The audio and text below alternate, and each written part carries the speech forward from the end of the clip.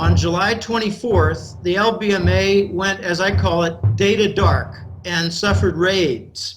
These are not illegal raids. They're perfectly legal through contracts that they sell called futures contracts. What happened, according to a source of mine who actually knows some of the participants, let's call them the dirty dozen, but they're heroes.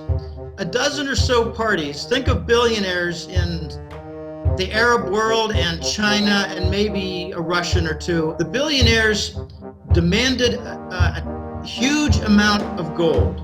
They employed two insiders within the supply stream, within the LBMA itself, who helped coordinate upstream sourcing of gold.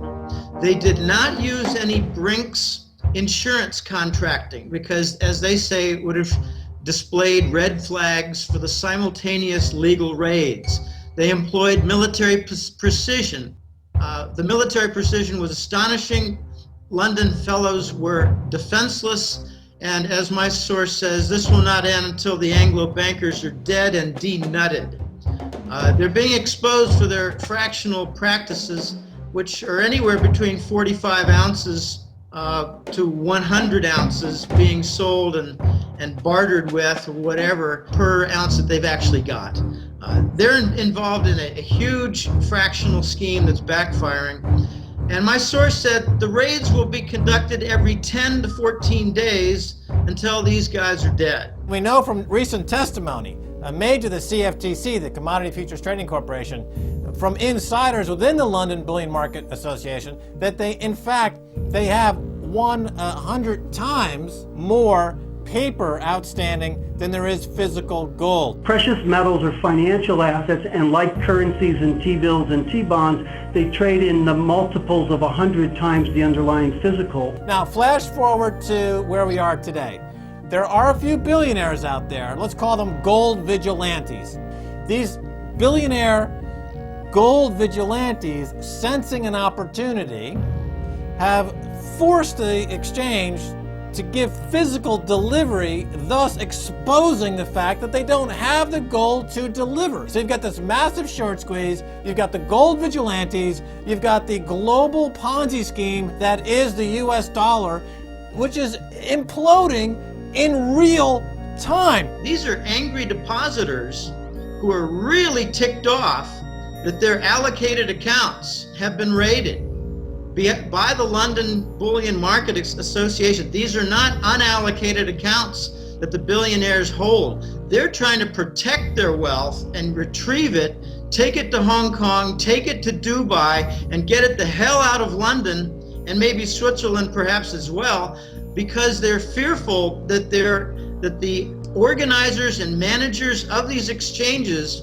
are illegally taking allocated accounts. This story is basically like Mount Vesuvius about to erupt. I mean, we're talking about a global scandal here that's much bigger than the Bernie Madoff scandal, much bigger than the crash of 2008. Am I not right? I think yes, and here's some corroborating evidence and events. On July 28th, just 4 days later, there was very heavily unusual gold inventory movement with the COMEX. So it's not just the London, it's the COMEX as well. And here's another beauty. On the same exact weekend that the LBMA went data dark, my source tells me that Bank of America had a bank failure. Not an accident, it had a failure that was covered up over the weekend with a hasty rescue by the US Fed. So I think we're working our way not only to some kind of a gold market seizure or recognition of absent supply. I think we've got just a whole ball of wax with the sovereign bonds, the currencies, and the gold all interrupted simultaneously. There'll be a global recognition that the supply of gold is not there. And then I think we're going to see some phony stories like the second phenomenon I was going to refer to, and that's, there was a story a month ago about theft at the Henry Bath and Son warehouse in London of copper plates. Wouldn't it be interesting if there was a vast reported theft of silver plates, silver bullion, silver bars, and then London announces, hey, sorry, we don't have no more silver. Well, I don't care if it's by hook or by crook. I'd like to see London admit they have no silver. By the way, there's a very interesting legal liability issue. If a warehouse has a theft, then a tenant who stores metal at the warehouse has the burden of proof on him.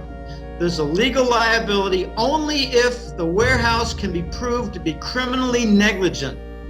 And my guess is that board is going to be dominated by JP Morgan and Goldman Sachs and Barclays and RBS. So you're not going to be able to prove anything.